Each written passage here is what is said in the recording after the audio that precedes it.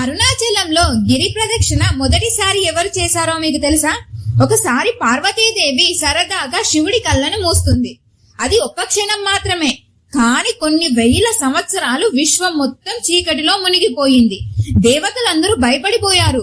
శివుణ్ణి ప్రార్థించగా కళ్ళు తెరిచిన శివుడు పార్వతీదేవితో, బ్రహ్మ సృష్టికి విరుద్ధంగా ప్రవర్తించావని, ఈ తప్పును సరిచేయాలంటే ఒకే మార్గం ఉందని చెప్పి పార్వతీదేవిని వెళ్లి తపస్సు చేసి నేను స్వయంగా కొలువై ఉన్న అరుణాచలం వెళ్లి ఆ పర్వతం చుట్టూ గిరి ప్రదక్షిణ చేయమని అంటాడు.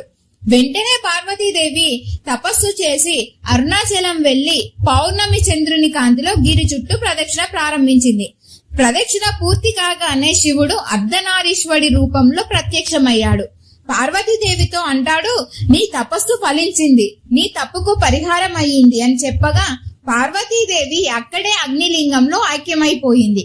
అదే సమయానికి దేవతలందరూ గౌతమ మహర్షితో కలిసి వచ్చి ఆ గిరి చుట్టూ ప్రదక్షిణ చేశారు.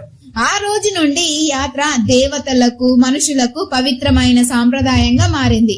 ఇలా ప్రతి కథ వెనుక ఒక రహస్యం ఉంటుంది. అలాంటి రహస్యాలు తెలుసుకోవడానికి మన ఛానల్ ని సబ్స్క్రైబ్ చేసుకోండి.